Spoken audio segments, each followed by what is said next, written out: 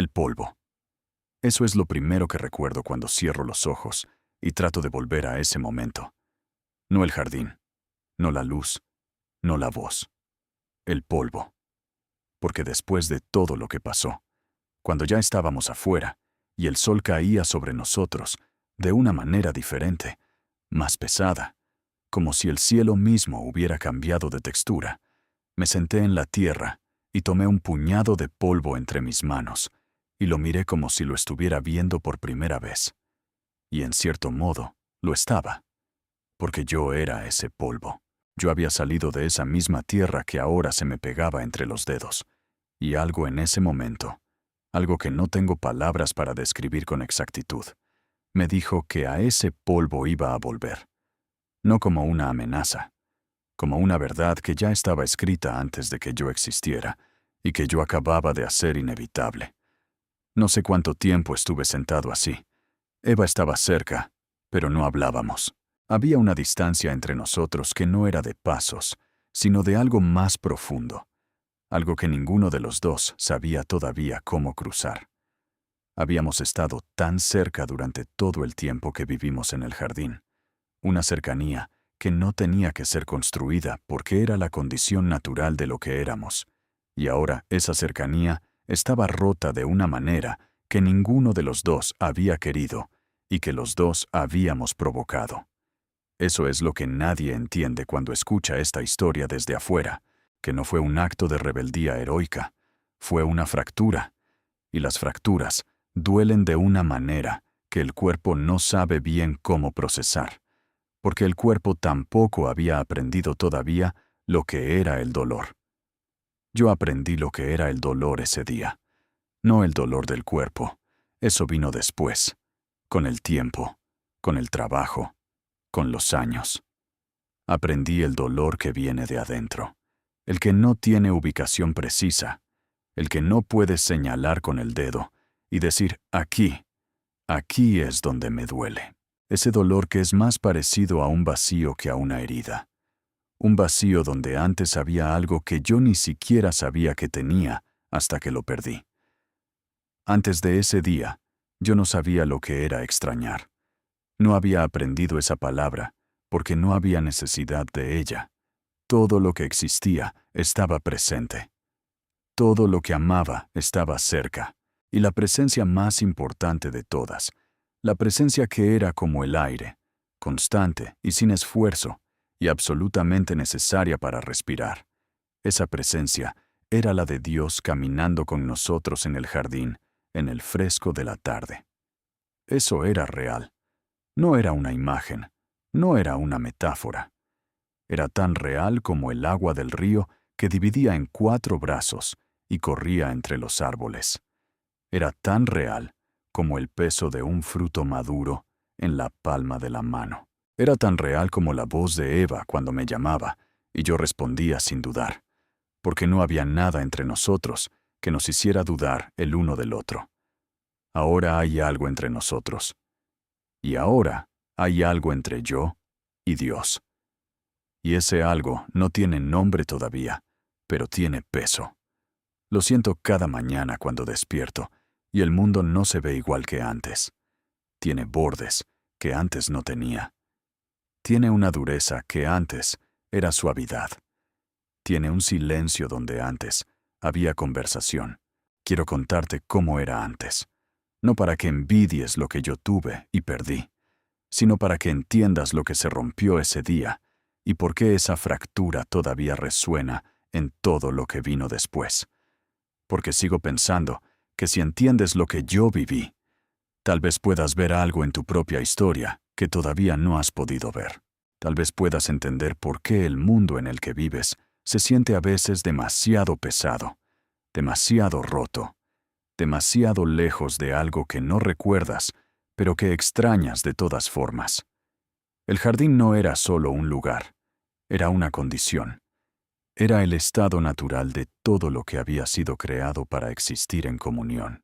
No puedo describírtelo con palabras que tengan sentido para ti, porque todas las palabras que tienes para describir cosas bellas nacieron después de que yo salí de ahí, y ninguna de ellas alcanza. Lo que sí puedo decirte es lo que sentía al estar ahí. La sensación de que todo estaba en su lugar, que cada cosa era exactamente lo que debía ser, que yo era exactamente lo que debía ser, que no había nada que corregir, nada que mejorar, nada que alcanzar. Existir era suficiente. Existir en ese lugar, con esa presencia, era todo lo que podía ser necesario.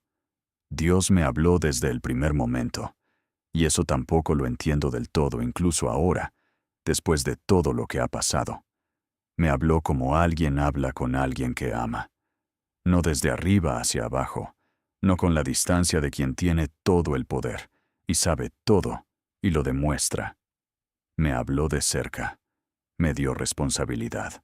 Me dijo que pusiera nombre a las criaturas, y eso era más de lo que parece, porque poner nombre a algo es reconocer lo que es, y reconocer lo que algo es requiere entenderlo, y entenderlo requiere una capacidad que solo puede venir de quien te la dio. Yo no entendí eso en el momento. Pensé que era una tarea. Ahora sé que era una declaración de lo que yo era para él. Y luego estaba Eva.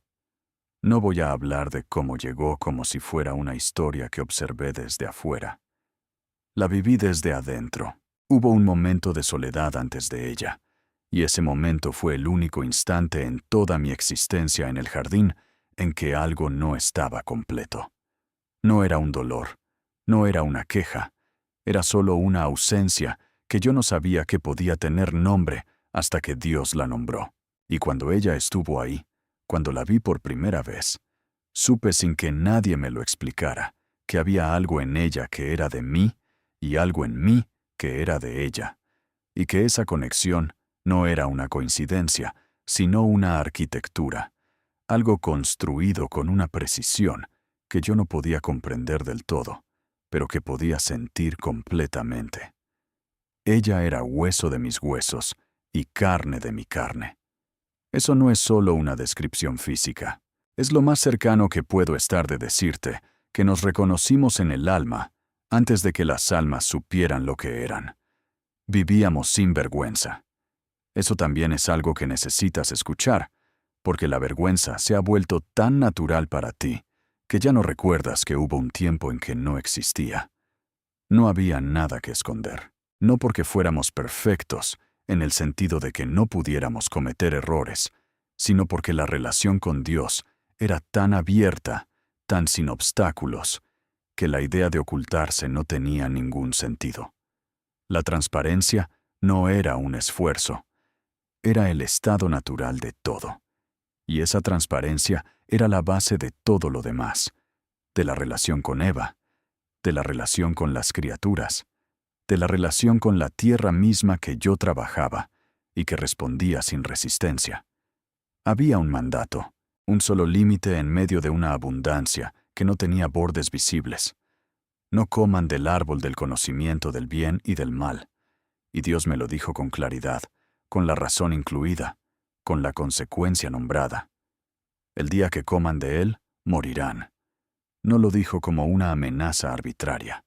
Lo dijo como alguien que conoce la naturaleza de las cosas y te advierte sobre algo real. Como alguien que sabe que el fuego quema y te dice que no metas la mano, no porque quiera limitarte, sino porque te ama lo suficiente como para decirte la verdad. Yo lo escuché. Yo sabía. Y eso es lo que me pesa más que cualquier otra cosa cuando pienso en ese día. No fue ignorancia. Eso es lo que necesito que entiendas. No fue que yo no supiera. No fue que me engañaran de una manera tan perfecta que no tuve ninguna posibilidad. Hubo un momento específico, en que yo sabía exactamente lo que estaba pasando, y elegí de todas formas. Y ese momento es el que he vivido 1000 veces desde entonces, mirándolo desde todos los ángulos posibles, preguntándome qué hubiera pasado si hubiera dicho no, si hubiera dado un paso atrás, si hubiera llamado a Dios en ese instante, en lugar de quedarme en silencio. La serpiente no vino a mí primero, vino a Eva, y yo estaba cerca. Eso tampoco se cuenta siempre con claridad, pero yo estaba cerca cuando ella habló con la serpiente. No lo interrumpí. No me interpuse. Me quedé en silencio mientras la conversación avanzaba, mientras las preguntas se volvían más agudas, mientras la duda comenzaba a crecer como una grieta en algo que yo creía sólido. La serpiente preguntó, ¿con qué Dios les dijo que no comieran de ningún árbol del jardín? Y esa pregunta era una trampa, porque distorsionaba lo que Dios había dicho, lo hacía sonar restrictivo, lo hacía sonar mezquino. Y Eva respondió con la verdad, pero la serpiente usó esa verdad para seguir tejiendo algo que no era verdad. ¿Por qué no hablé? Me he hecho esa pregunta más veces de las que puedo contar. ¿Por qué no dije lo que sabía? ¿Por qué no recordé en voz alta lo que Dios nos había dicho y con qué claridad nos lo había dicho? No lo sé, o tal vez sí lo sé, y simplemente no quiero decirlo todavía. Tal vez hubo algo en mí que también quería escuchar la respuesta. Tal vez hubo algo en mí que también quería ver qué pasaba si la frontera se cruzaba. Tal vez la serpiente no necesitó hablarme directamente porque yo ya estaba escuchando, y parte de mí ya estaba siendo convencida por las mismas palabras que Eva escuchaba. Serán como Dios, conociendo el bien y el mal. Esa fue la promesa. Y suena tan absurda ahora, porque yo ya caminaba con Dios. Yo ya lo conocía de una manera que ninguna cantidad de conocimiento abstracto podría reemplazar.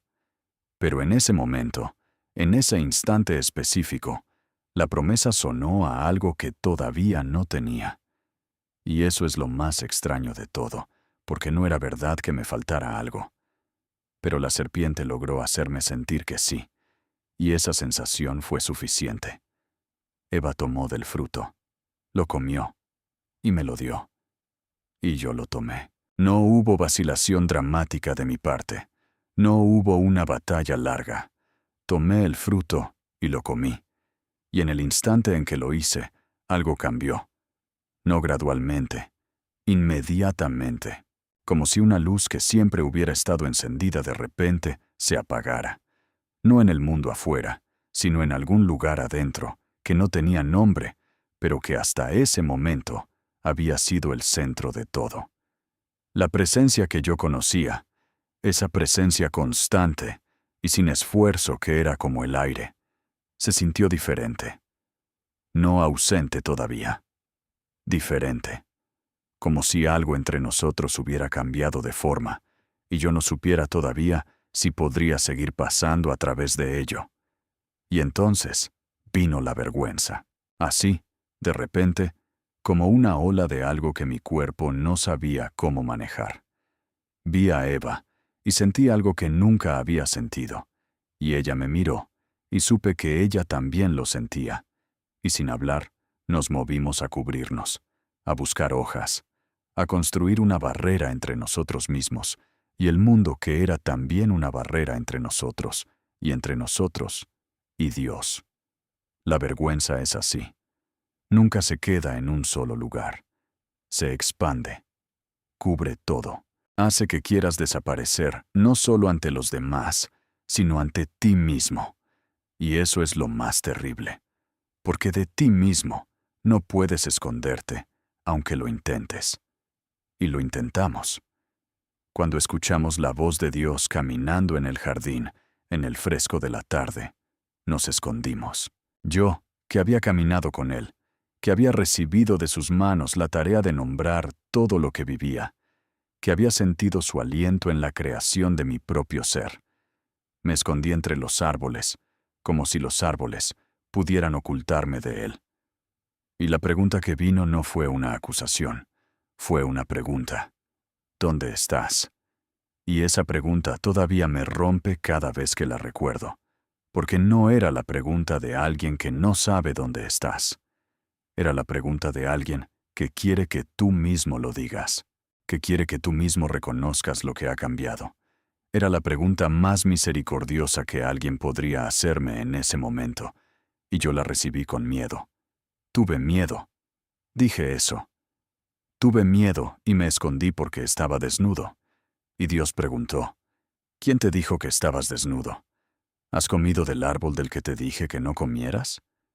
Y lo que vino después Es algo que me avergüenza todavía más que el acto mismo, porque en lugar de decir sí, lo hice, en lugar de decir lo siento, en lugar de asumir lo que había hecho, señalé a Eva, la mujer que tú me diste. Ella me dio del árbol y yo comí. La mujer que tú me diste. Como si ella fuera la causa, y no yo la persona que tomó el fruto con sus propias manos y lo llevó a su propia boca con plena conciencia de lo que estaba haciendo. Como si el origen de Eva en la voluntad de Dios fuera de alguna manera responsable de mi elección. Eso también lo aprendí ese día, que el miedo y la culpa nos hacen señalar hacia afuera, nos hacen buscar al responsable en cualquier lugar, menos en nosotros mismos. Y eso también es parte de lo que se rompió, porque en el jardín no había necesidad de señalar hacia ningún lado, no había necesidad de defenderse, no había nada de lo que defenderse. Y de repente, el mundo se había llenado de direcciones, y yo señalaba en todas las que no eran hacia mí. Dios no aceptó la transferencia de responsabilidad, no porque fuera inflexible, sino porque la verdad no se dobla, aunque queramos que lo haga. Habló con la serpiente primero, y lo que dijo a la serpiente era más de lo que yo podía entender en ese momento. Pero hay palabras de esa conversación que han resonado en mí durante toda mi vida. Palabras sobre una enemistad, sobre una simiente, sobre algo que vendría después de todo lo que yo había roto. Yo no lo entendí entonces. Ahora sé que había una promesa en medio de la consecuencia, que incluso en el momento de la ruptura más profunda, Dios ya estaba construyendo el puente. Pero en ese momento, en ese instante, yo solo escuchaba consecuencias, y no tenía todavía los oídos para escuchar la promesa que vivía dentro de ellas. Habló también de lo que cambiaría, para Eva, para mí, para la tierra misma. El trabajo que antes era un gozo iba a volverse esfuerzo. La tierra que antes respondía con generosidad iba a resistir. El cuerpo que antes era solo presencia iba a conocer el cansancio. Y la muerte, esa palabra que yo había escuchado pero que no podía imaginar, porque nunca había visto nada morir, esa palabra se volvió real de una manera que no podía todavía visualizar completamente, pero que sentía como una sombra nueva sobre todo. Eres polvo, y al polvo volverás. Y yo tomé un puñado de tierra, y lo miré, y entendí algo que no había podido entender antes de ese día. Y luego pasó algo que no entendí en el momento, y que solo mucho tiempo después comencé a comprender. Dios hizo vestiduras para nosotros, no hojas, no lo que nosotros habíamos construido con nuestras propias manos en el pánico de la vergüenza. Vestiduras de pieles. Y para hacer esas vestiduras tuvo que haber sangre, tuvo que haber una vida dada. Y eso, ese gesto, en medio de todo lo que había pasado, en medio de la consecuencia y de la separación y del dolor, ese gesto me dijo algo que yo no tenía todavía el lenguaje para articular completamente. Me dijo que Él no nos estaba abandonando. Me dijo que la separación no era el final. Me dijo que seguía importándole lo que nos cubría y lo que nos protegía, que la vergüenza era real y que Él la tomaba en serio y nos daba algo mejor que lo que nosotros podíamos fabricar con nuestras propias manos. Hubo quienes después entendieron esto de una manera que yo no pude ver todavía, una conexión entre esa sangre y algo mucho más grande que vendría. Pero eso es un hilo que alguien más puede seguir con más profundidad que yo. Nos sacó del jardín, y los querubines con la espada llameante que giraba en todas direcciones quedaron guardando el camino al árbol de la vida. Y yo miré hacia atrás. No lo pude evitar. Miré hacia atrás una vez, y lo que vi fue fuego. No la destrucción del jardín. El jardín seguía ahí, seguía siendo lo que era, pero el acceso estaba sellado por algo que yo no podía cruzar. Y me di cuenta de que el árbol de la vida, el árbol del que yo nunca había comido durante todo el tiempo que viví en el jardín, y que simplemente estaba ahí, disponible, parte del paisaje sin que yo le prestara especial atención. Ese árbol era ahora lo que más necesitaba y lo que menos podía alcanzar. Y eso también es algo que solo entendí después, que a veces no sabemos el valor de lo que tenemos, hasta que ya no podemos tenerlo. La vida fuera del jardín empezó de una manera que no tengo forma de describir, sin que suene a derrota, porque en cierto modo lo era, pero también era el comienzo de algo que yo no podía ver todavía. El trabajo cambió. La tierra no respondía igual. Había que arrancarle lo que antes daba con facilidad. Mis manos, que habían sido manos de cuidado y de nombre, se volvieron manos de trabajo duro, de esfuerzo sostenido, de días que terminaban con el cuerpo cansado, de una manera que el cuerpo no conocía antes. Y ese cansancio era real, era honesto, era parte de la nueva condición de todo. Pero también aprendí algo en él. Aprendí que la lucha con la tierra no era solo castigo, era también formación. Era también una manera de seguir siendo parte de lo que había sido creado para cuidar, aunque ahora ese cuidado costara algo. Eva y yo aprendimos a hablar de maneras nuevas. La distancia que vino después de ese día no se quedó para siempre. No podía quedarse, porque los dos estábamos hechos para estar cerca, y la separación nos dolía de una manera que nos empujaba el uno hacia el otro, incluso cuando era difícil. Aprendimos que la cercanía ahora tenía que construirse. Antes era el estado natural. Ahora era una elección. Y hay algo en esa elección. Algo en la decisión de elegirse el uno al otro, a pesar del peso de lo que había pasado, que tiene un valor diferente al de la cercanía, que no cuesta nada. No digo que sea mejor. No fue mejor. Fue diferente. Fue lo que quedó cuando lo fácil desapareció. Tuvimos hijos, y eso también fue nuevo de una manera que no puedo explicar completamente. Caín llegó primero, y cuando Eva lo tuvo en sus brazos, dijo algo que nunca olvidé. Dijo que había adquirido varón con la ayuda del Señor. Con la ayuda del Señor. En medio de todo lo que habíamos perdido, en medio de todo lo que el mundo ahora era diferente a lo que había sido, ella seguía reconociendo de dónde venía la vida. Eso me enseñó algo. Me enseñó que la ruptura no había cortado todo, que Dios todavía daba, que la vida seguía siendo un regalo, aunque el mundo de ese regalo hubiera cambiado de forma. Abel vino después, y los dos crecieron en este mundo diferente, en este mundo que era el único que ellos conocían, pero que yo sabía que no era el único que existía. Y eso fue algo que cargué durante mucho tiempo, el peso de saber que el mundo en que mis hijos crecían era una versión disminuida de lo que podría haber sido, que ellos cargaban consecuencias de una elección que había sido mía. Eso no es algo con lo que uno vive fácilmente. La culpa por lo que les costó a ellos, y a todos los que vendrían, fue más pesada que cualquier otra cosa que haya cargado. Y luego vino el día que destrozó lo poco que yo pensaba que empezaba a entender sobre cómo vivir con lo que había pasado. El día en que Caín mató a Abel. Ese día aprendí que la ruptura que yo había iniciado podía crecer, que lo que se rompe dentro de una persona puede romperse también entre las personas, que la violencia no viene de la nada, viene de algo que ya estaba fracturado antes, de algo que busca salida a través de los caminos equivocados. No justifico lo que Caín hizo. Nunca podría justificarlo. Pero me pregunté entonces, y me lo sigo preguntando, si había algo que yo podría haber hecho diferente, en la forma en que los crié, en la forma en que les hablé de Dios, en la forma en que les enseñé a manejar lo que sentían por dentro. No tengo respuesta, solo tengo la pregunta. La pregunta de Dios a Caín también me partió en dos. ¿Dónde está tu hermano Abel? Y Caín respondió con otra pregunta.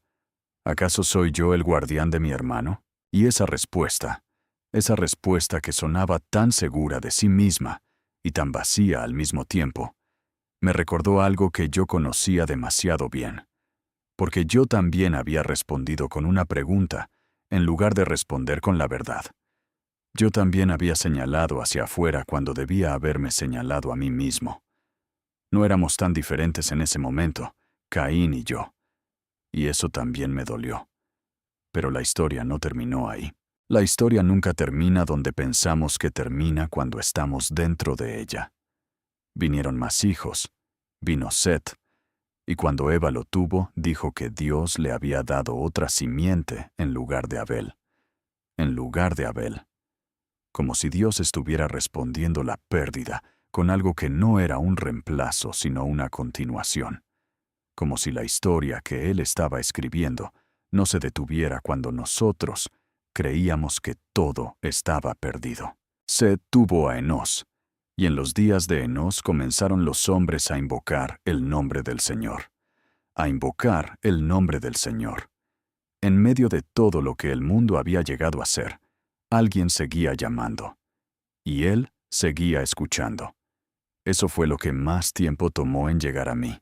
La comprensión de que Dios no se había ido cuando yo me escondí entre los árboles, que la distancia que sentí ese día no era Él alejándose, sino yo alejándome, y que todo lo que vino después, el trabajo, el cansancio, la pérdida, incluso la fractura entre mis hijos, todo eso era parte de un mundo que Él seguía sosteniendo, no desde la distancia de alguien que se fue, sino desde la cercanía de alguien que seguía presente, aunque yo ya no pudiera sentirlo de la misma manera que antes. Yo lo había conocido de la única manera en que se puede conocer a alguien que caminó contigo. Y esa manera de conocerlo cambió. No desapareció, cambió. La presencia que antes era el aire se volvió algo que había que buscar, algo que había que invocar, algo que no llegaba sin esfuerzo, pero que llegaba de todas formas cuando llegaba con verdad. Y aprendí en los años que siguieron que la fe no es lo que tienes cuando todo es fácil. La fe es lo que queda cuando ya no es fácil, y eliges seguir creyendo de todas formas. Me pregunto si entiendes lo que te estoy diciendo. No desde afuera, sino desde adentro. Me pregunto si hay algo en tu propia historia que se parece a esto. Un momento en que algo que parecía sólido se rompió. Un momento en que tomaste algo que no debías y sentiste en el instante después que algo había cambiado de una manera que no podías deshacer. Me pregunto si conoces esa distancia, esa sensación de que hay algo entre tú y lo que más necesitas, que no sabes cómo cruzar. Me pregunto si te has escondido alguna vez cuando la voz que más amas te llamó, porque tenías miedo de lo que ibas a tener que admitir si respondías.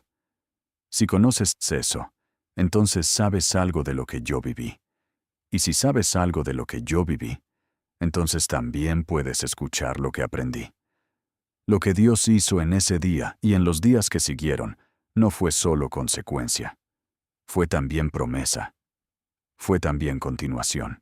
Fue también la demostración de algo que yo no tenía todavía el lenguaje para nombrar, pero que sentí en las vestiduras que Él mismo hizo para cubrirnos, en la pregunta con que me llamó desde los árboles, en la simiente que prometió cuando todo parecía solo ruptura. Había algo más. Siempre había algo más. Y ese algo más no dependía de que yo lo hubiera merecido. Hay quienes leen mi historia y solo ven el error. Solo ven la caída. Solo ven lo que perdí y lo que todos perdieron a través de mí. Y tienen razón en ver eso, porque es real, y no lo voy a minimizar. Pero si solo ven eso, se están perdiendo la otra mitad de lo que pasó.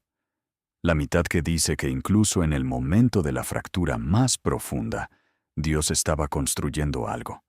Que incluso en el polvo al que iba a volver, había una promesa de restauración que yo no podía ver todavía, pero que ya estaba en movimiento.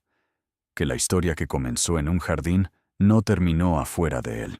Que el árbol de la vida que quedó guardado por el fuego no iba a quedar guardado para siempre. Yo no viví para ver lo que vino después, pero lo sentí como se siente una promesa que alguien de fiar te hace cuando todo está en su peor momento. No con certeza de los detalles, sino con la certeza de la persona que promete.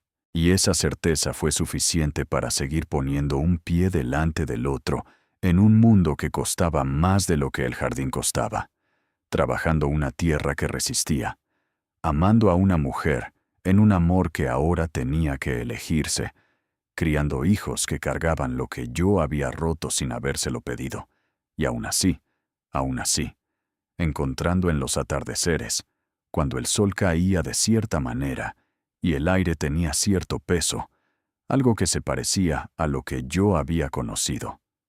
No igual, parecido, como un eco de algo que algún día volvería a ser completamente real. Toma un puñado de tierra. Míralo. Yo soy ese polvo, y tú eres ese polvo, y los dos venimos del mismo origen y volvemos al mismo lugar. Pero hay algo en ese polvo que Dios sopló una vez y que no ha terminado de respirar. Y eso que todavía respira en medio de todo lo que se rompió, es lo que nunca dejé de esperar. Es lo que no debes dejar de esperar tú tampoco.